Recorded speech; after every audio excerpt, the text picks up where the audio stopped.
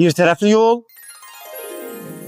və onun bitməsi nişanı. Yəni bu nişanın üstündən qırmızı xətt olmağı həmin o arxada qoyulan nişanın bitməsini bildirir. Yəni bu hərəkət hissəsi bir tərəflidir. Burada qarşı zolaq yoxdur. Çünki bu nişanın arxa tərəfindən qoyulan giriş qadağandır nişanı ilə bu yola buradan daxil olmağı məhdudlaşdırıblar. Yəni buradan zaten heç kim girə bilməz deyə avtomobillər tək tərəfli yolla hərəkətini davam etdirir. Yəni burada bir dənə zolaq var, yaxud iki zolaq var, heç bir fərqi yoxdur. Və bu nişan düzünə getməyə qadağan etmir. Milli Bank istiqamətində buradan çıxan sürücü hərəkətini davam etdirə bilər. Hansı ki orada hərəkət var. Yaxud buradan çıxıb sağa da dönə bilər, sola da dönə bilər. Yəni burada hər hansı bir məhdudiyyət yoxdur. Yəni o nişana qoyurlar ki, sürücü gəldiyi yola qayıtmasın, bir tərəfli yolun bitməsini bildirsin. Yəni adətən bir tərəfli yoldan sonra iki tərəfli yoldur. Görürsünüz, qoşa xəttin sol tərəfi gəlişdir. Yəni buradan sol zolaqla çıxan sürücü qoşa xəttin sol tərəfi ilə hərəkət eləməsin. Yəni artıq bir tərəfli yol bitib. Bu yol artıq iki tərəflidir. Sağ tərəf gedişdir, qoşa xəttin sol tərəfi isə gəlişdir. Yəni o nişanın bitməsi nişanın məhz bunun üçün qoyurlar. Belədir ki, əgər burada bir zolaq var deyə elə sürücü olduğu orta zolaqla gəlib hansı istiqamətdə siz gedə bilər. Amma olsaydı burada iki zolaq, üç zolaq, o halda sağa dönmək üçün müvafiq sağa keçmək lazımdır, sola dönmək üçün müvafiq olaraq sol zolağa keçmək lazımdır və geriyə dönmək qadağandır. Bu 10-15-20 nə deməkdir Azər müəllim? Yəni 10 qəpik, yoxsa 10 manat. Valla bu nişanı görürük, qorxuruq ki, bu nişan mənasını bilmirik. Mənə belə suallar verirlər. Gənclər, bu nişan əlavə məlumat nişanıdır. 7.8. 10-15-20 burada yaradılan paklama məntəqəsinin ödənişli olduğunu bildirir. Yəni 10-15-20 yazmayın ki, bu 10 qəpikdirmi, yoxsa manatdırmı, yoxsa dollardırmı? Yəni ödənişli olmağın ikonudur, simvoludur. Yəni bu nişanı görürsünüzsə bilin ki, bu 7.8 lövhəcikdir. Bu paklama məntəqəsi ödənişlidir. Əgər o nişan olmasa, bu lövhəcik də olmayacaq. Artıq bura ödənişsiz parklanma yeri olacaq. Üstündəki nişanda duracağı qoyulma üsuludur. 7.6.1. Yəni avtomobilini o formada parklanma məntəqəsində saxlamalısan. Əgər o formada saxlamasan, bucaq altında, yaxud da tərsinə saxlasan, onda sən 20 manat cərimələnəcəksən. Deməli, o nişanda nə etmək olar? O nişanda nə etmək olar? Və bu nişanda nə etmək olar? Zaten qadağaları bilirik, amma nə etmək olar? Onu bilmək lazımdır.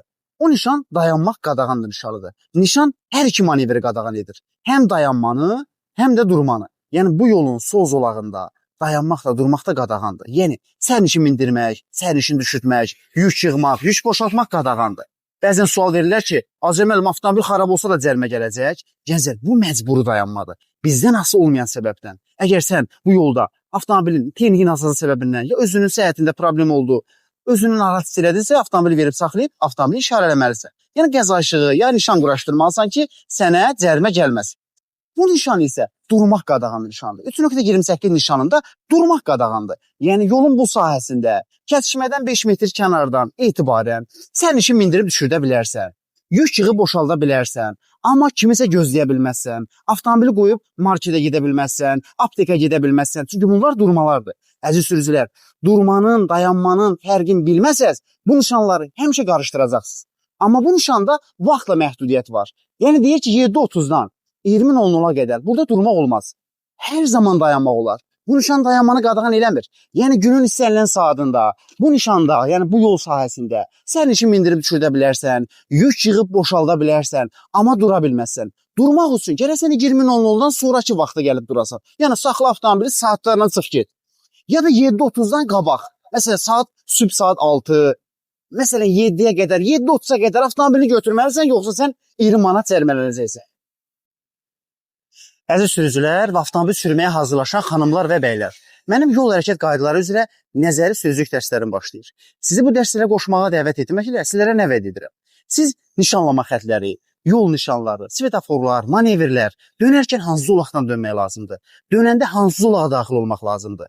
Bizim avtomobilimizi hansı hallarda yol patrul xidməti saxlaya bilər? Biz hansı hallarda duracağa təmin oluna bilərik? Avtomobilimizin sazlığı, vəzifələrimiz, hüquqlarımız, yəni bu qaydaları bilmək sizlərə özgüvən verir. Yəni avtomobil sükanı arxasında sıxılmayacaqsınız, səyahətdən zövq alacaqsınız. Bir özgüvən formalaşacaq ki, mən qaydaları dəqiq bilirəm, mənim heç bir qorxum yoxdur, burada mən haqlıyam, yaxud haqsızam. Öz hüquqlarınızı, vəzifələrinizi biləcəksiniz. Yəni mən bunu həmişə deyirəm, avtomobil sürmək təqlid deyil. Yəni mən avtomobil sürə-sürə qaydaları öyrənə bilərəmmi? Xeyr.